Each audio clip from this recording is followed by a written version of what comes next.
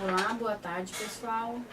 Então, meu nome é Daiane, eu sou farmacêutica da Prefeitura Municipal de Florianópolis, atuo no NASF desde 2009.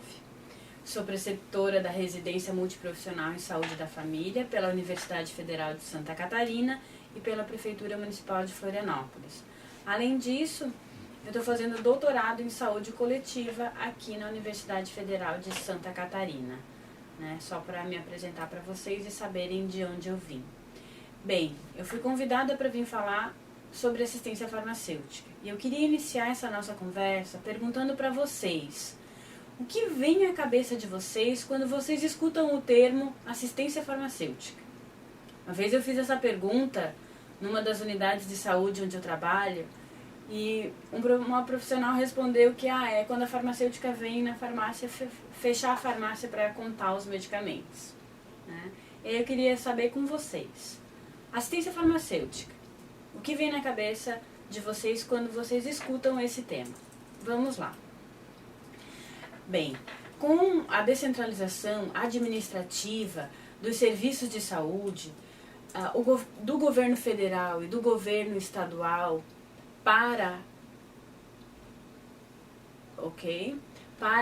as esferas municipais, houve uma ampliação do acesso da população a todo o sistema de saúde.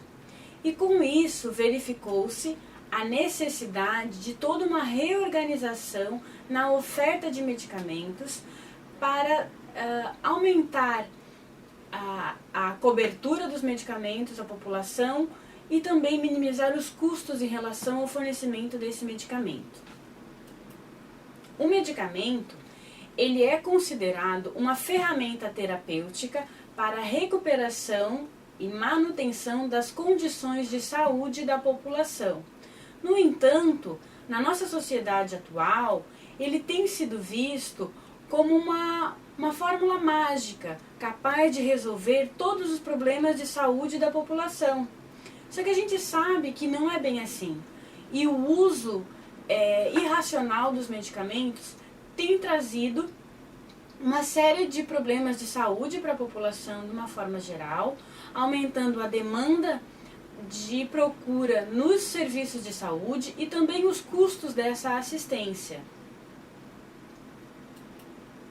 Só para a gente pontuar alguns dados, 35% dos medicamentos adquiridos são feitos através da automedicação.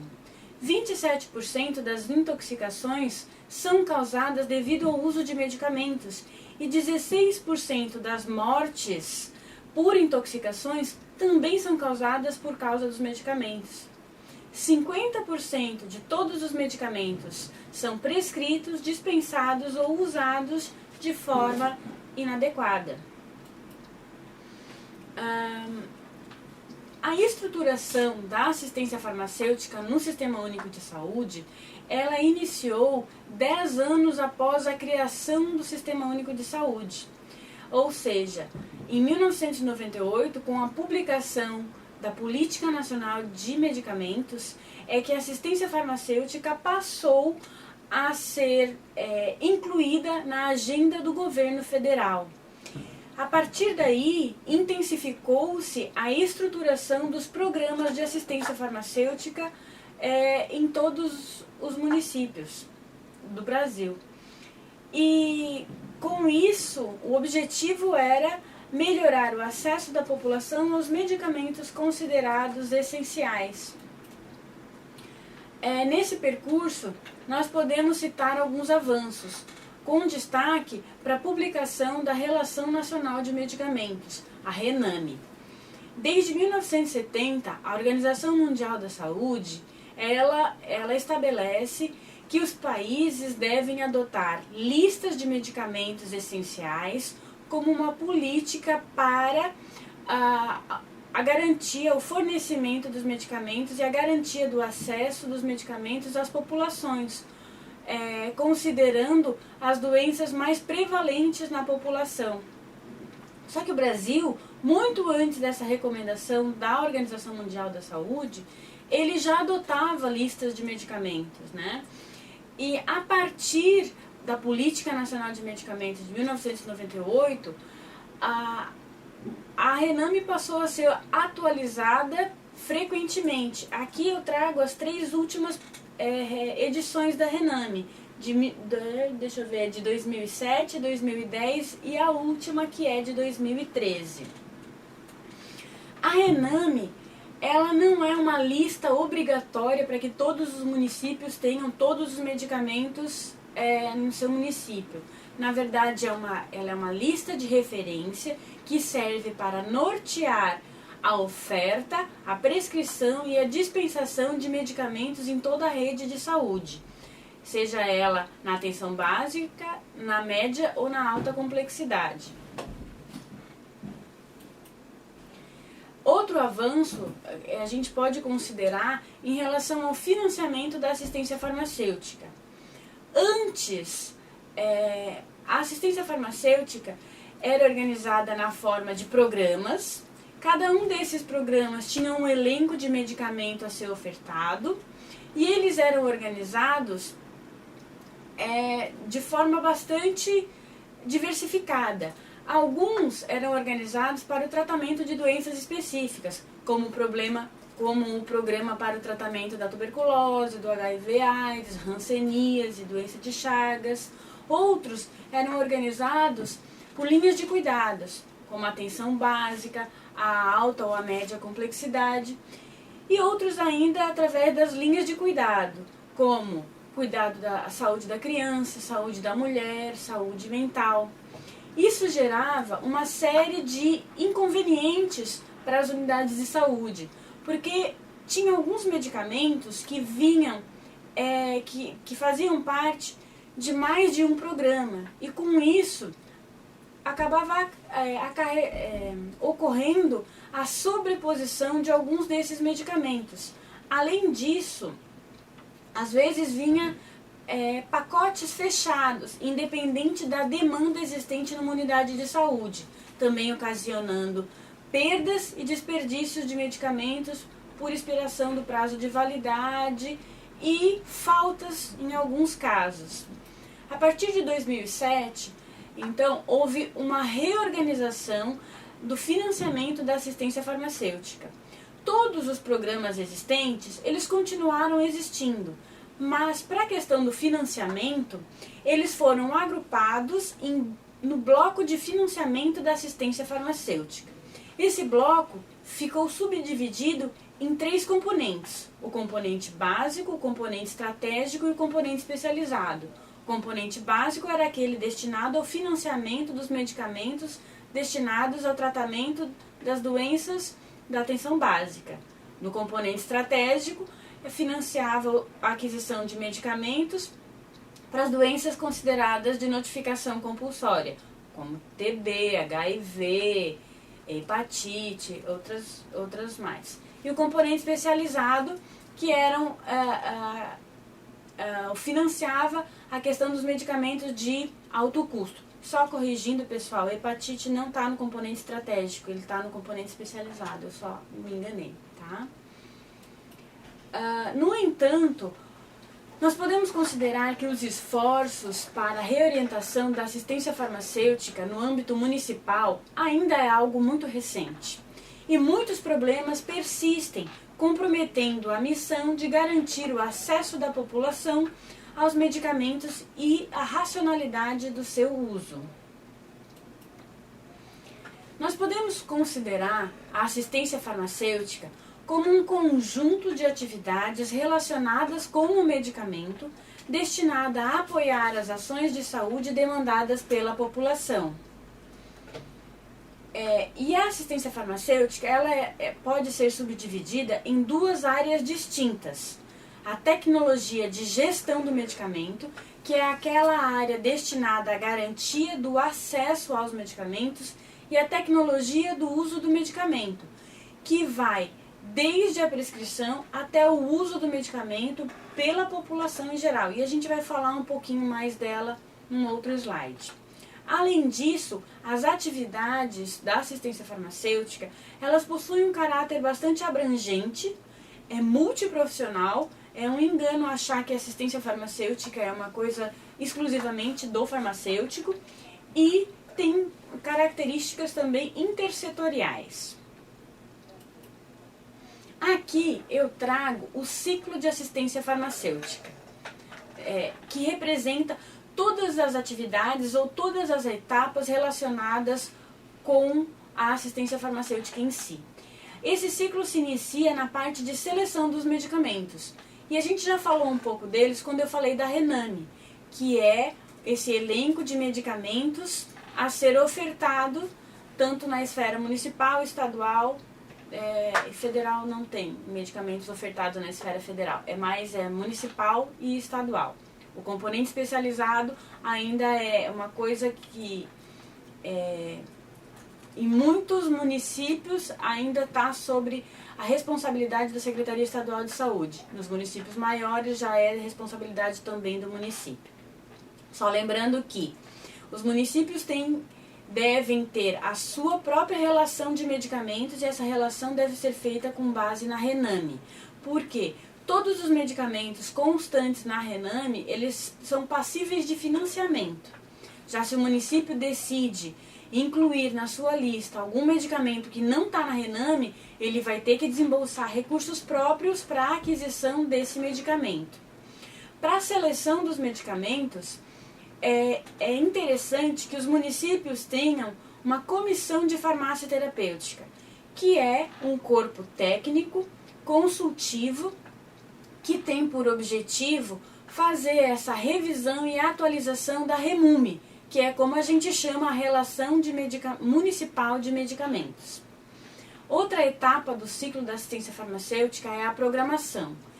A programação é uma atividade relacionada com o planejamento, ou seja, com a quantidade de medicamento a ser adquirido para um determinado período de tempo para uma determinada população.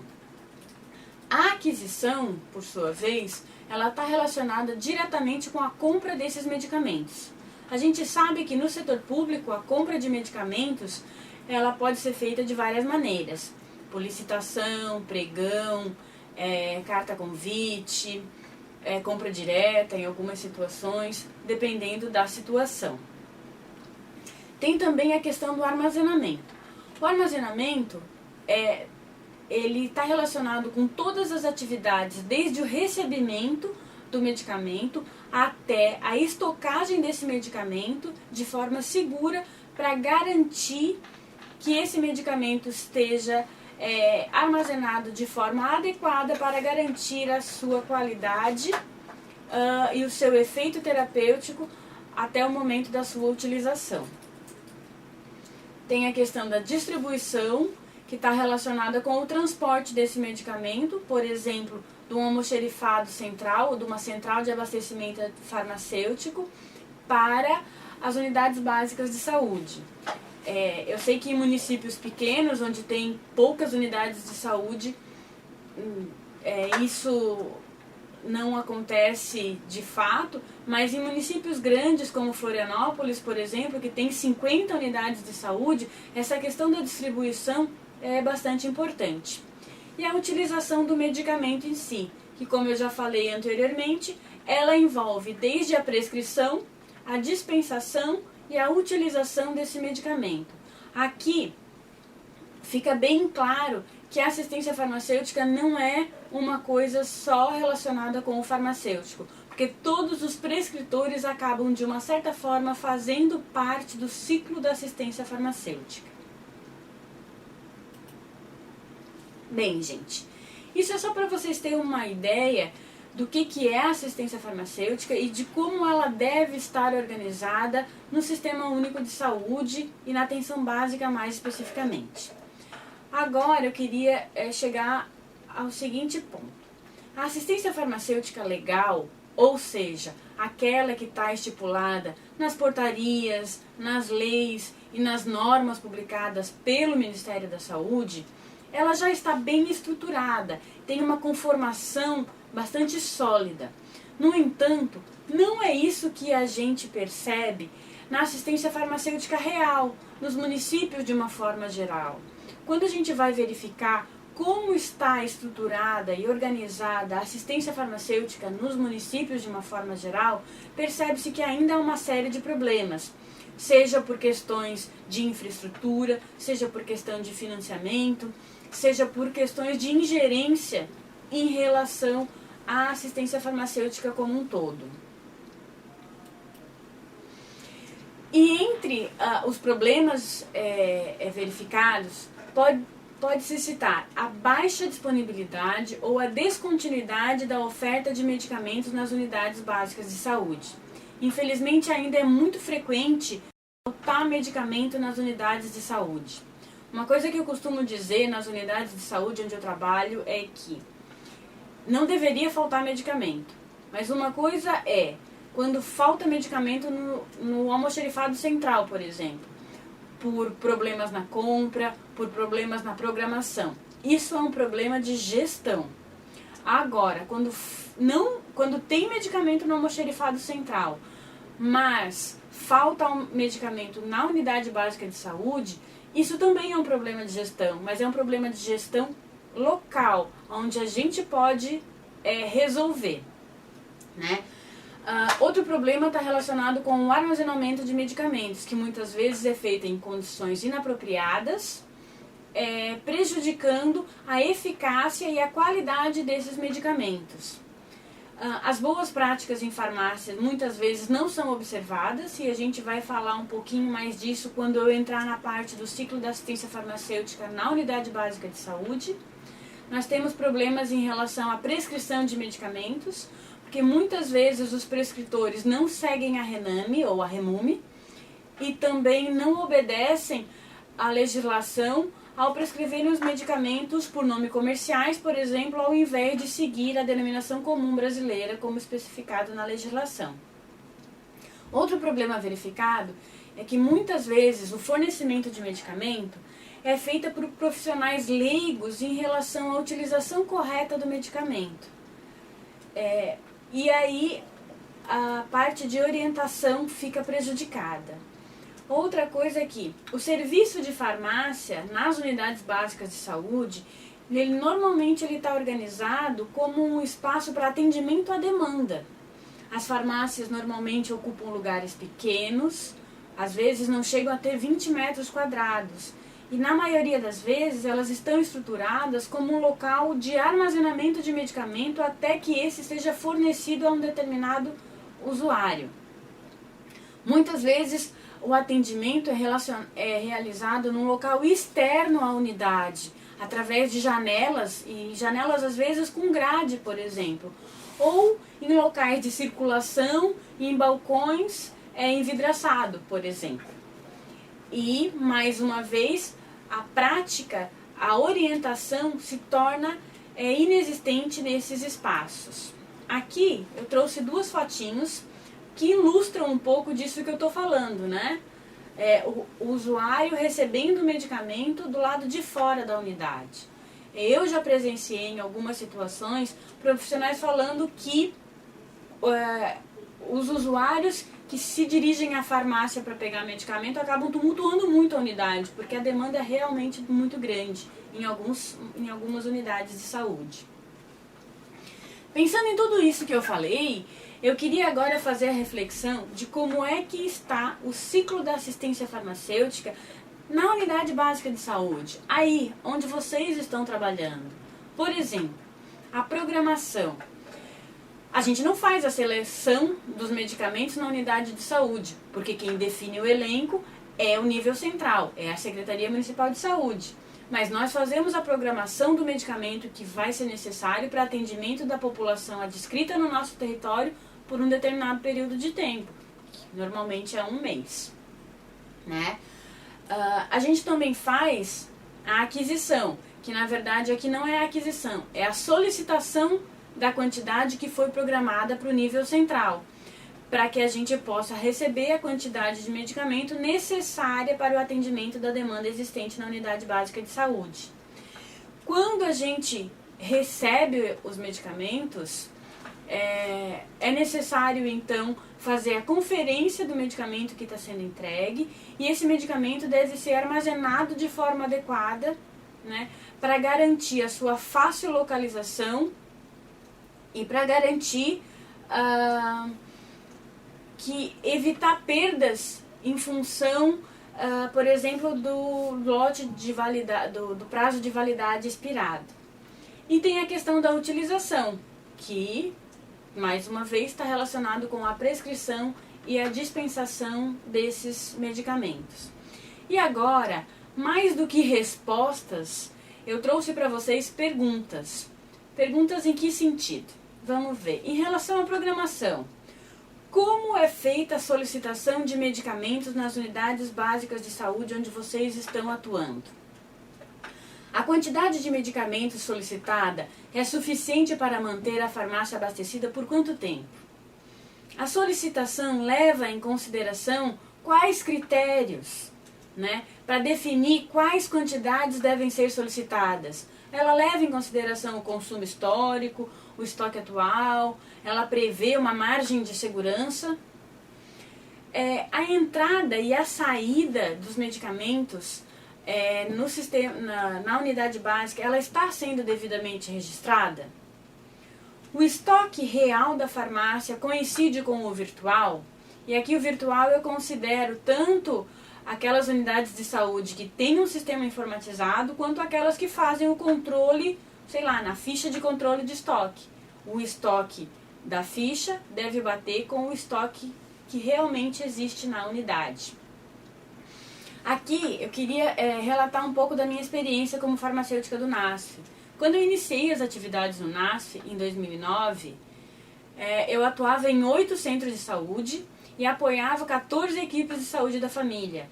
A principal solicitação que os coordenadores dessas unidades vieram me fazer foi em relação à programação e à solicitação de medicamentos.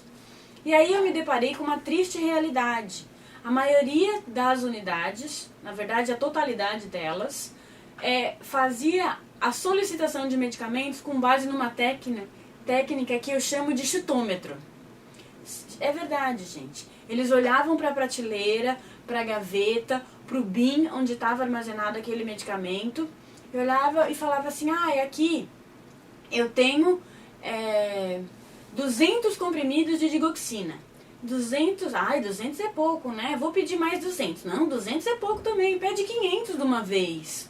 E dessa forma era feito o pedido em todas as unidades de saúde. Isso acarretava sobra de alguns medicamentos que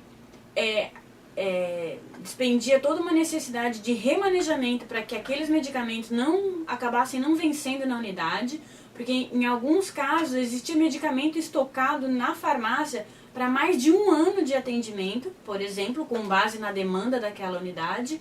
Ao mesmo tempo havia muitas faltas de medicamentos, porque estava sendo pedida uma quantidade bem inferior àquela realmente necessária para o atendimento da demanda existente.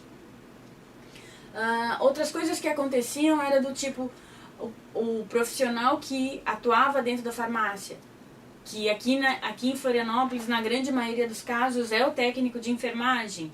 Ele chegava para mim e dizia assim, Daiane, o sistema diz que o estoque está zerado, mas na gaveta eu tenho um monte de medicamento. E agora o que eu faço? Eu estou dispensando sem dar baixa.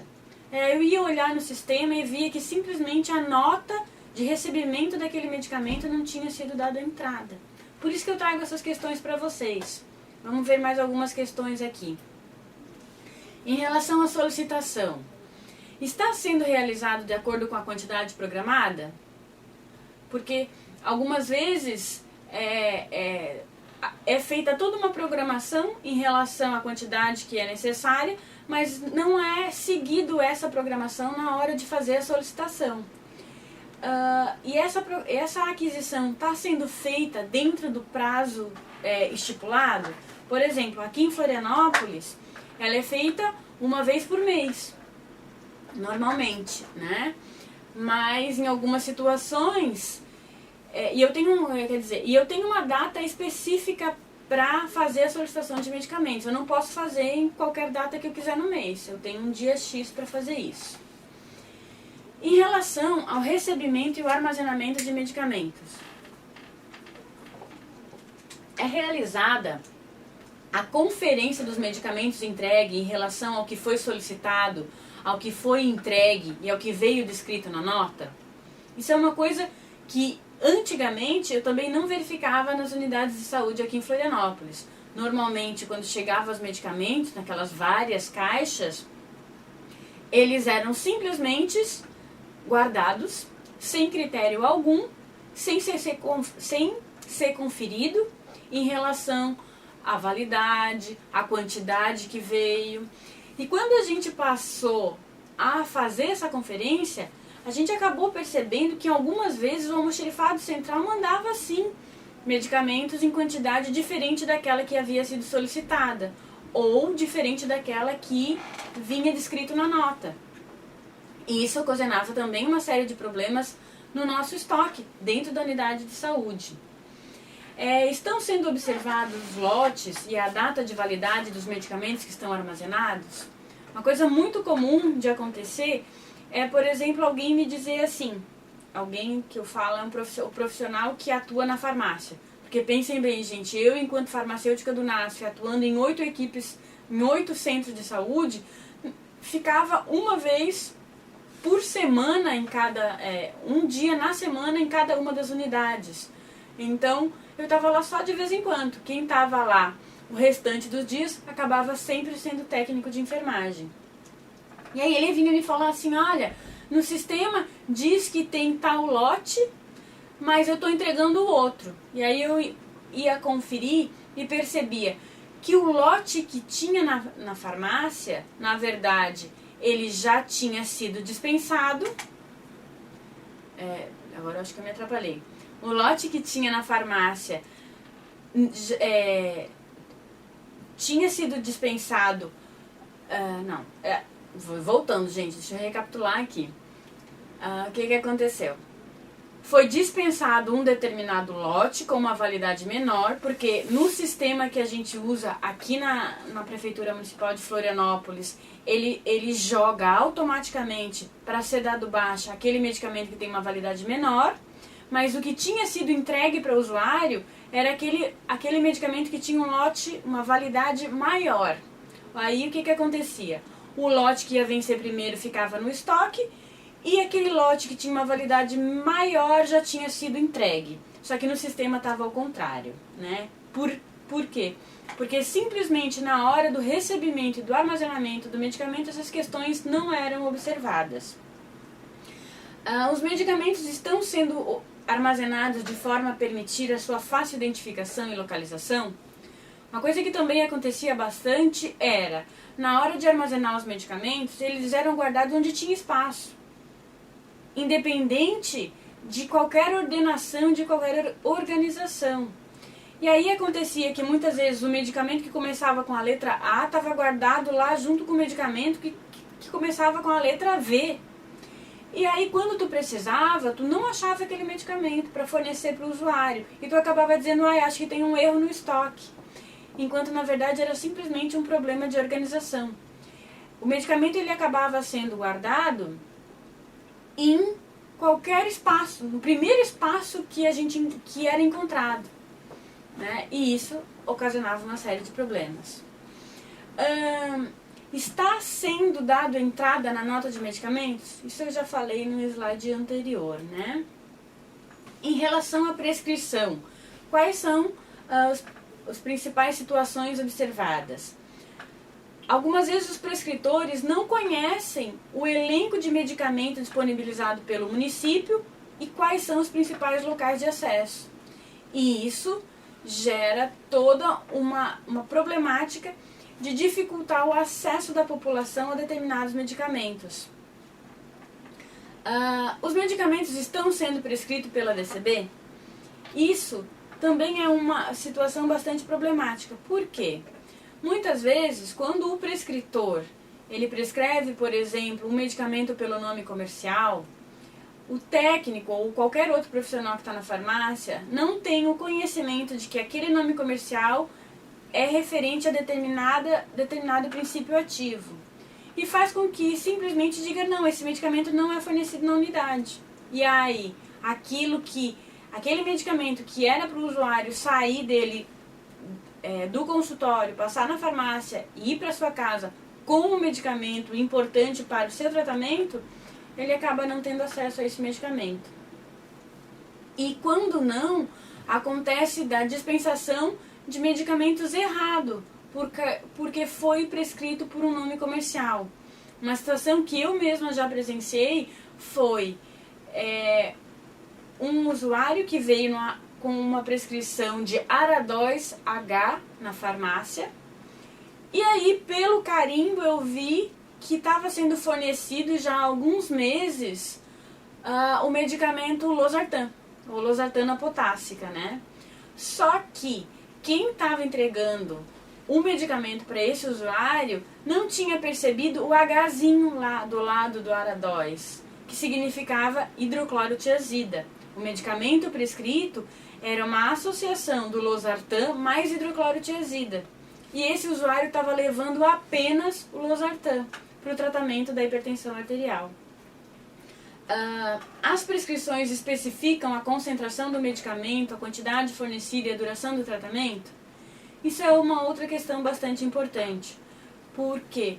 Principalmente, por exemplo, em relação à prescrição dos anti-inflamatórios e dos analgésicos, né? Quando não especifica a quantidade de ser fornecida ou a duração do tratamento, é muito comum os usuários chegarem na farmácia com a receita de paracetamol 60, numa prescrição de medicamentos de uso contínuo. E aí a pergunta que fica é para fornecer 60 comprimidos de paracetamol todos os meses? Se isso não tiver bem especificado, isso vai ficar a critério de quem está fornecendo o medicamento. E não deve ser dessa forma. Então, essa especificação ela é extremamente importante para auxiliar a questão do fornecimento do medicamento pelo profissional que está na farmácia. Como é especificada a validade das prescrições de medicamentos de uso contínuo no município onde vocês atuam? Eu pergunto isso porque aqui em Florianópolis, por exemplo, tem duas situações. Quando está escrito uso contínuo na receita, a gente considera que aquela prescrição tem validade de 90 dias. Quando está escrito uso contínuo para 6 meses, aquela prescrição pode ser aviada por 6 meses consecutivos. E aí o que acontece? Muitas vezes, mesmo não vindo especificado se é uso contínuo, ou quando vem uso contínuo, a prescrição sempre é fornecida para 6 meses. E aí eu digo assim, eu me preocupo em relação a essa situação. Por quê? Muitas vezes é um paciente descompensado que não poderia ficar 6 meses sem uma avaliação médica, por exemplo. E muitas vezes o prescritor, ele pediu exames, né, e pediu que o paciente retornasse após a realização dos exames para reavaliar a situação de saúde daquele paciente e reavaliar inclusive a terapia medicamentosa prescrita. Mas, como o medicamento está sendo fornecido indevidamente na farmácia, porque lá na farmácia os profissionais não têm a informação ou não estão obedecendo a informação existente na prescrição, esse usuário acaba não retornando ao médico, né? Então, isso é extremamente importante que seja normatizado no município e nas unidades básicas de saúde.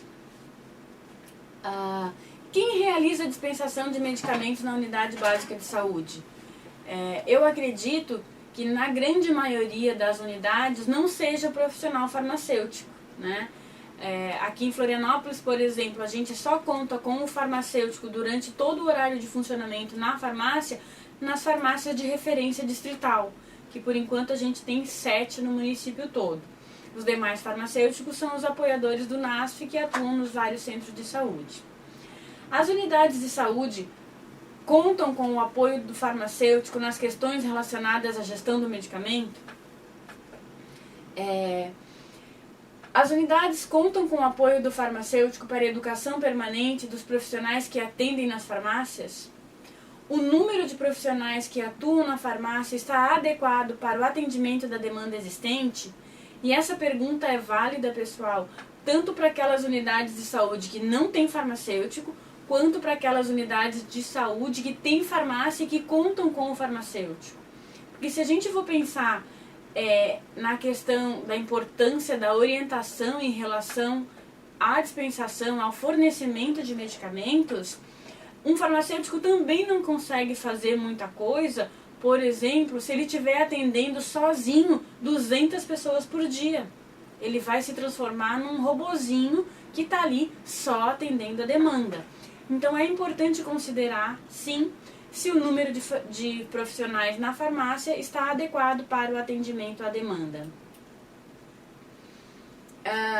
Aqui, outras perguntinhas. Os profissionais que atuam na farmácia sabem avaliar a prescrição? Por exemplo, na maioria das unidades, eu percebo que os usuários chegam com a receita de insulina dizendo assim, para mim, 2 frasquinhos tá bom. E aí eu vou fazer o cálculo de quantas unidades ele deve aplicar por dia e de quantos dias vai dar um frasco de insulina para ele, e descubro que ele precisa de 3. Aí eu digo, nossa, se ele está levando só 2, é porque de alguma forma ele está administrando aplicando a quantidade errada de insulina. E às vezes, se ele está, por exemplo, aplicando uma subdose, ele não vai conseguir compensar a sua glicemia como se espera. Os profissionais que atuam na farmácia sabem avaliar a prescrição? Essa pergunta já foi. Esses profissionais têm conhecimento dos locais de fornecimento de medicamento na rede? Uma coisa também que é bem comum acontecer, por exemplo, é o profissional olhar para uma prescrição que é de medicamento controlado, um receituário especial receituário de controle especial, e dizer assim, esse medicamento só tem lá na farmácia distrital. E não percebeu que ali estava escrito um medicamento que tem na atenção básica, que tem na unidade de saúde, mas que por problema na impressão ou por falta do receituário comum, o médico acabou prescrevendo aquele medicamento no receituário de controle especial. Então ele nem leu o nome do medicamento, ele olhou a receita de longe e disse, não, esse medicamento não tem aqui, é só na farmácia tal. E aí chega na farmácia tal e diz, não é aqui, meu senhor, esse medicamento é no centro de saúde. Né? Esses profissionais têm... As situações de não adesão são identificadas na farmácia e repassadas para as equipes de saúde da família? Quando a gente está na farmácia, é muito comum o usuário dizer assim, aquele medicamento grandão do diabetes não precisa, eu ainda tenho em casa. E aí você pergunta assim, mas por que você ainda tem em casa? Não, porque devem ter entregue mais na outra vez. Fala, não, a gente entrega a quantidade suficiente para 30 dias de tratamento, sempre. Se tem em casa sobrando, é porque esse usuário não está fazendo uso conforme a quantidade prescrita. E isso é uma situação que deve ser tanto identificada quanto repassada para as equipes de saúde da família. Porque muitas vezes o usuário, quando está diante do médico lá no consultório, ele não reporta ao médico que não está tomando o medicamento conforme é prescrito. E isso é uma coisa que deve ser investigada. Quando não é investigado, muitas vezes acaba acontecendo do prescritor acrescentar um segundo medicamento, um terceiro às vezes, para compensar clinicamente a situação de saúde daquele paciente. As unidades de saúde contam com o apoio do farmacêutico nas atividades de educação em saúde dirigida à comunidade? Aqui uma coisa assim, vários estudos já relatam que é maior a chance de um usuário aderir ao tratamento quando ele tem um maior conhecimento sobre a sua doença e sobre o efeito do medicamento que ele está utilizando no seu organismo. E o farmacêutico pode, nesse sentido, ajudar as equipes de saúde da família. Bem, para superar todos esses desafios encontrados em relação à estruturação da assistência farmacêutica no município, na atenção básica, eu acho que a gente tem que começar pela conscientização por parte dos gestores e sim dos profissionais que atuam na atenção básica sobre a importância da estruturação e da implementação de uma assistência farmacêutica mais efetiva, através de investimento em infraestrutura, na organização do processo de trabalho e na capacitação permanente de todos os profissionais envolvidos nas atividades que fazem parte do ciclo da assistência farmacêutica, seja o prescritor, seja o próprio farmacêutico, que também precisa ser capacitado em várias situações, seja o técnico de enfermagem, o técnico administrativo ou qualquer outro profissional que estiver atuando na farmácia, na ausência do profissional farmacêutico, seja o enfermeiro, o coordenador da unidade e o próprio gestor em relação, né? Só dessa forma é que a distribuição de medicamentos à população pode se tornar viável, racional e mais eficiente. Nesse aspecto, e agora puxando um pouco a sardinha para o meu lado, verifica-se que há necessidade da aproximação do profissional farmacêutico com as unidades que dispensam medicamento, de maneira que esse profissional possa se comprometer não só com as atividades relacionadas à gestão do medicamento, como também com aquelas atividades relacionadas com a utilização do medicamento. E aqui envolve diretamente a dispensação, né? Gente, eu trouxe aqui algumas referências bibliográficas, porque eu tentei fazer essa apresentação trazendo um pouco da minha experiência profissional enquanto farmacêutica do NASF, mas tudo que eu falei tem um embasamento teórico e tem inclusive artigos já publicados comprovando tudo isso que eu estou falando. Aqui eu trouxe uma charge, só pra gente descontrair um pouco, tá? Doutor, os efeitos desse remédio são horríveis. Estou sentindo sono e diarreia. Pense bem, podia ser pior. Imagina se tivesse com tosse com diarreia, né? Aqui eu gostaria de agradecer a atenção de vocês. Eu deixo o meu e-mail para contato, caso vocês tenham alguma dúvida ou queiram entrar em contato comigo, estou aberta para perguntas. Obrigada. Daiane, no começo da web, o pessoal de Jaraguá do Sul fez a seguinte pergunta. A questão da dispensação pelos técnicos de enfermagem nas unidades, é desvio de função ou não? Assim, aqui em Florianópolis, por exemplo, houve um acordo da Secretaria Municipal de Saúde com o Corém para que eles conseguissem colocar os técnicos de enfermagem nas farmácias. Mas a verdade é que o técnico de enfermagem não tem formação nem qualificação adequada para estar fornecendo medicamentos aos usuários diretamente. E aqui eu queria colocar uma seguinte situação. Dispensação é diferente de fornecimento de medicamento, porque a dispensação em si, ela envolve necessariamente a análise da prescrição e a orientação em relação ao uso dos medicamentos. E em várias situações a gente percebe que o técnico, o profissional que está na farmácia, ele acaba pegando a receita, dando baixa naqueles medicamentos, ele vai lá e separa todos os medicamentos, coloca no saquinho e entrega para o usuário. Isso não é dispensação, isso é fornecimento, né? E aí, assim, ele não é o profissional mais indicado ou apropriado para estar realizando essa atividade, infelizmente.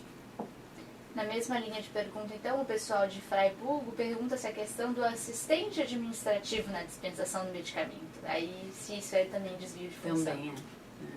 Assim, uma coisa é uma farmácia que tenha um farmacêutico dentro e ele é o responsável por uma equipe de técnicos, né? Porque assim, ele vai treinar e capacitar aqueles profissionais para estar identificando situações irregulares. E quando essas situações forem identificadas, ele vai chamar o profissional farmacêutico para estar verificando qual é a melhor solução para essa questão. E tanto o técnico de enfermagem, quanto o técnico administrativo, quanto o agente comunitário de saúde, quanto o auxiliar de cozinha, ou qualquer profissional que esteja na farmácia, sem a ausência de um profissional farmacêutico, a gente pode estar considerando desvio de função.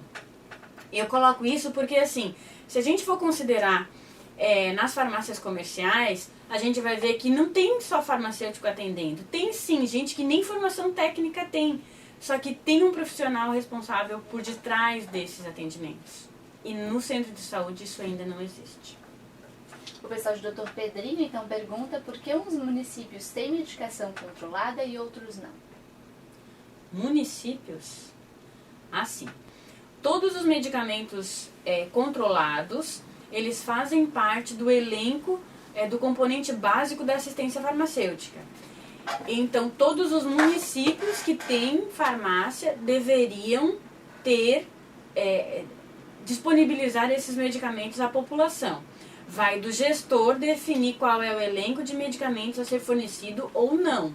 Mas os medicamentos da saúde mental, eles são financiados porque eles constam na Rename, e a única exigência que tem para o fornecimento desse medicamento é que ele conte com um profissional farmacêutico. Assim, obrigatoriamente, numa unidade de saúde aonde tem medicamento controlado, tem que ter um profissional farmacêutico. Na verdade, assim, já era para ter profissional farmacêutico em todas as farmácias de todas as unidades de saúde.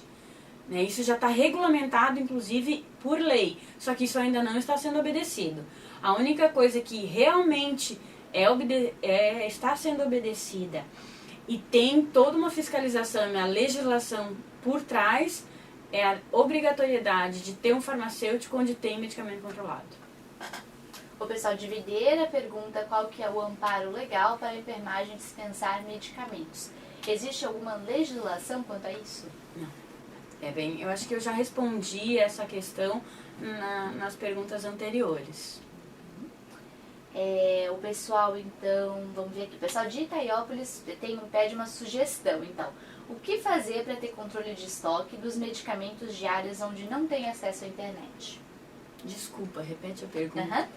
O pessoal de Itaiópolis pede uma sugestão. Então, o que fazer para ter controle de estoque dos medicamentos de áreas onde não tem acesso à internet?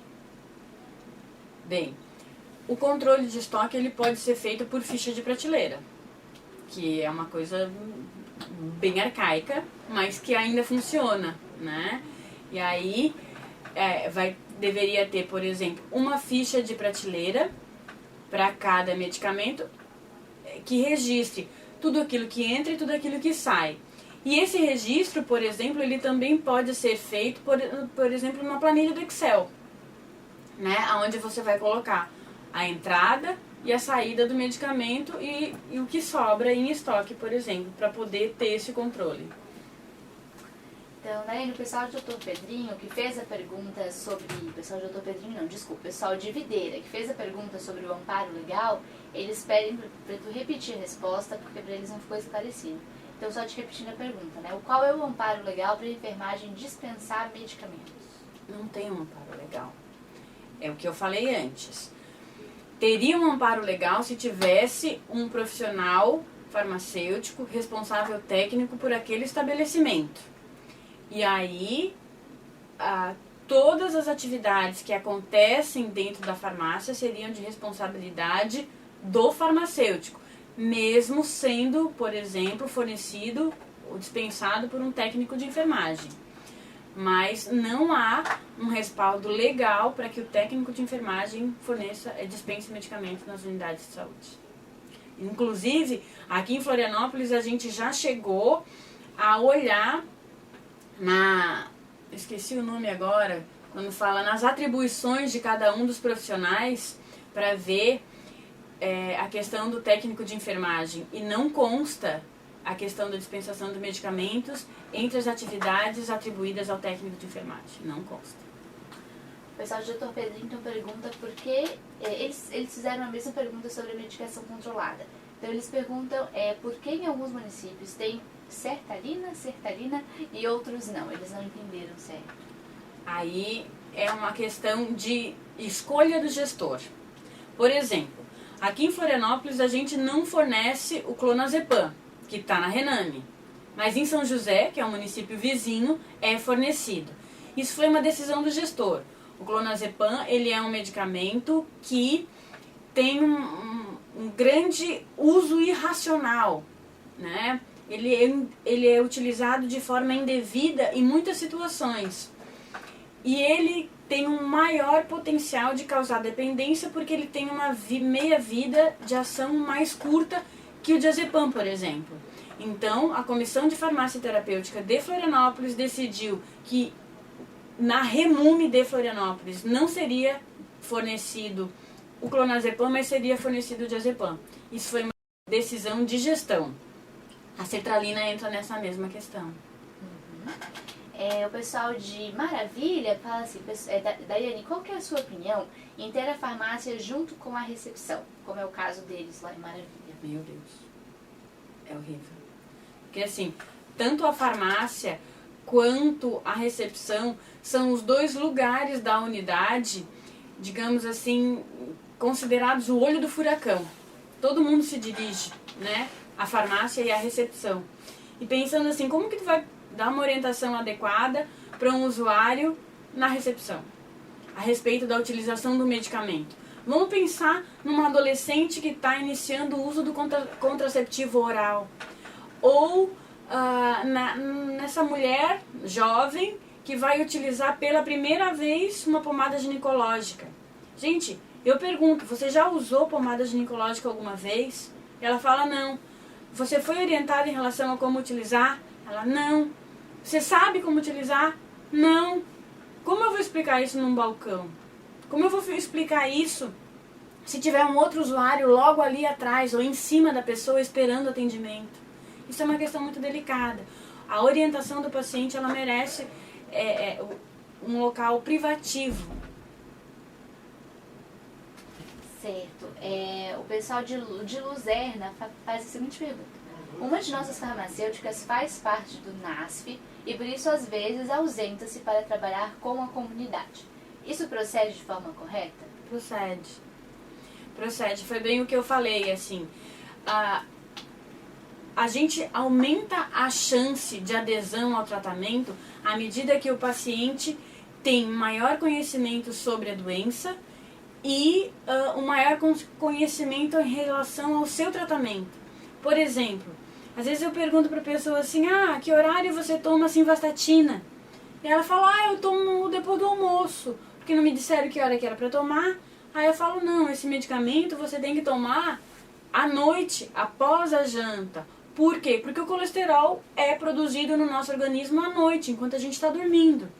E aí ele passa a lembrar com mais facilidade que tem que tomar esse medicamento à noite. Então, se ela estiver na comunidade, mas fazendo trabalhos relacionados a isso, que eu chamo relacionados de educação em saúde, ela está sim contribuindo com o serviço de toda a unidade de saúde.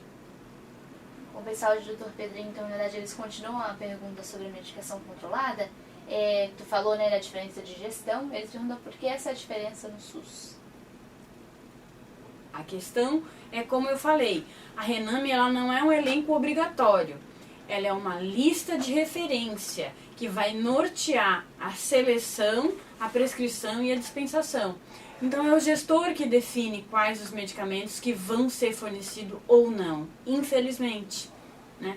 E é por isso que alguns medicamentos, assim, é mais fácil, por exemplo, para os municípios maiores, onde tem uma arrecadação tributária maior, destinar uma quantidade de recursos maior para a aquisição de medicamentos comparado com os municípios menores. Mas tem formas, por exemplo, dos municípios menores se organizarem para estar adquirindo e fornecendo esses medicamentos, como é, por exemplo, o caso dos consórcios de medicamentos, que é bastante comum no Paraná, não aqui em Santa Catarina. O pessoal de Fraiburgo pergunta se a questão da divisão de medicamentos, né, partir ao meio comprimido, caso a dose seja diferente da receita, tem alguma legislação sobre isso? Alguma atitude para fazer, então, quanto a esses casos? Sim. Legislação não. Na verdade, a especificação de que se pode ou não fracionar o medicamento, ela é do próprio fornecedor. Quais as orientações gerais que a gente tem em relação a isso? Todo o comprimido que for revestido ou que tiver alguma forma de liberação controlada, ele não deve ser partido. Por quê? Por exemplo, muitas vezes um comprimido ele é revestido porque ele precisa de uma proteção gástrica porque a absorção dele é entérica. E aí, se ele for partido, eu vou estar quebrando esse invólucro protetor. E aí eu vou diminuir a eficácia do medicamento. Outra questão bem importante e que eu costumo orientar, por exemplo, naqueles medicamentos que podem sim ser partidos ao meio. A gente também tem que tomar muito cuidado em relação a isso, porque eu jamais vou orientar um paciente a tomar meio comprimido ou tomar 2 comprimidos para ajustar a dose, se eu não tenho certeza de que ele tem capacidade de entender aquela orientação. Já aconteceu aqui em Floripa, de uma vez faltar o enalapril de 10 miligramas. E aí a gente estava orientando a dispensar o de 20 miligramas e partir ao meio. E aí depois faltou o de 20 miligramas. E aí a gente estava orientando a tomar o de 10 miligramas, 2 comprimidos. No final, gente, foi um balaio de gato tão grande. Tinha paciente que estava tomando de 10 miligramas pela metade, achando que estava tomando de 20. E tinha paciente que estava tomando 2 comprimidos de 20, achando que ainda estava tomando de 10. Então, assim, isso é muito complicado. Essa questão da orientação para o ajuste de dose, ela só deve ser feita para aqueles usuários que a gente tem certeza de que compreendem o que está sendo feito. O pessoal de painel pergunta de quanto em quanto tempo é publicada, atualizada a Rename? A Rename está sendo atualizada de 3 em 3 anos. Como eu mostrei ali, né, 2007, 2010 e 2013. Eles têm seguido, assim, 2, 3 anos desde 2007, desde que a Política Nacional de Medicamentos foi publicada, ela tem sido atualizada regularmente. Agora, isso não quer dizer que a relação, o elenco de medicamentos fornecidos no município também está sendo atualizado com essa mesma periodicidade. Eles também perguntam em que casos são feitas compras diretas. Por exemplo, quando é feita a programação da compra de um determinado medicamento numa quantidade equivocada, inferior àquela que realmente é necessária para o suprimento da demanda.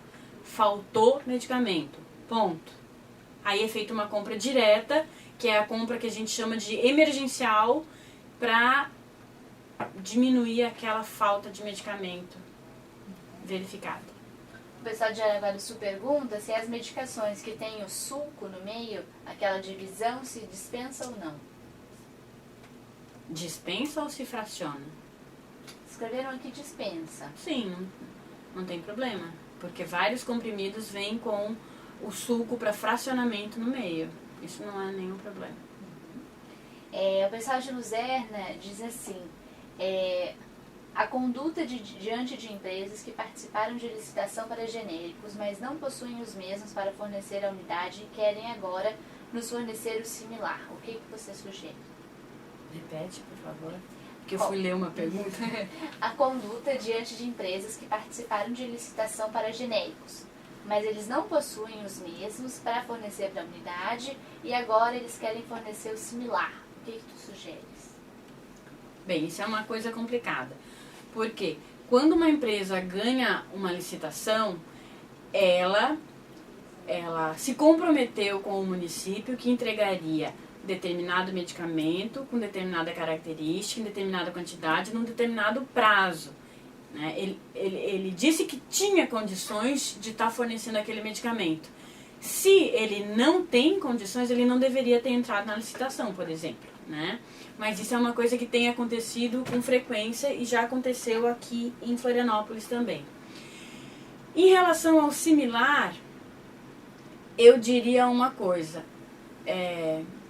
Eu só aceitaria, para que não faltasse medicamento no município, se o similar fosse da mesma marca que o medicamento genérico. Porque a gente sabe que tem indústrias farmacêuticas, inclusive indústrias que fabricam medicamentos considerados de referência, para aumentar a população de abrangência, né, o público-alvo, elas produzem um medicamento de referência, um medicamento genérico e um medicamento similar, tudo do mesmo laboratório. Isso é só uma estratégia de marketing, porque na verdade tudo é o mesmo medicamento. Eles não vão fazer um medicamento diferente do outro porque um é similar, outro é genérico e o outro é de referência. Agora, se for de um laboratório diferente daquele que ganhou a licitação e de que se comprometeu a entregar determinado medicamento, eu acho que essa empresa deveria ser descredenciada. Certo. O pessoal de Dr. Pedrinho pergunta como faz para saber se determinado medicamento é fornecido pelo Estado? Pelo Estado?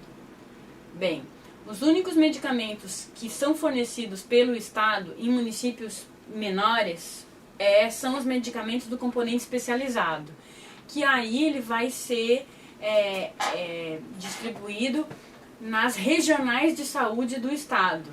E aí tem que entrar com processo para a solicitação daquele medicamento, tem uma série de documentos que o prescritor tem que preencher, uma série de exames e laudos que ele tem que enviar para essa regional de saúde, que é referência para vários municípios menores, e aí eles vão avaliar se esse medicamento vai ser fornecido ou não, de acordo com os critérios e diretrizes clínicas do Ministério da Saúde. Esse elenco de medicamentos disponibilizado está na Rename. Se vocês forem consultar a Rename, vocês vão ver lá componente especializado da assistência farmacêutica. E lá tem todos os medicamentos que devem estar sendo fornecidos pela Secretaria Estadual de Saúde. Pessoal, a gente tem mais umas perguntinhas aqui que eu vou fazer para a Daiane, mas só lembrar para vocês que todas essas dúvidas que vocês têm sobre o assunto, elas podem ser tiradas, então, com as nossas teleconsultoras. Só solicitar uma teleconsultoria lá no portal da Telesaúde, tá, pessoal? Daiane, mais uma, então. O pessoal pergunta, deixa eu ver aqui, tá, o pessoal do Dr. Pedrinho ainda também. As pessoas portadoras de Alzheimer, elas têm medicação gratuita? Alzheimer. Tem. O Alzheimer, o tratamento para o Alzheimer, ele faz parte do componente especializado da assistência farmacêutica. O pessoal de Freiburgo faz a seguinte pergunta. A questão das pomadas ginecológicas. Para eles está vindo um aplicador para cada tubo. Como proceder nesses casos? Dá para entregar com um só aplicador? A farmacêutica que nos orientou a fazer isso. Infelizmente, quando isso acontece, a gente orienta que o aplicador seja lavado com água morna, detergente neutro e guardado para outra aplicação. Mas aqui em Floripa isso já acabou, graças a Deus. Agora está vindo vários aplicadores por tubo. Certo. O pessoal de Belém de Novo pergunta por que muitos médicos particulares não querem receitar remédios do posto de saúde.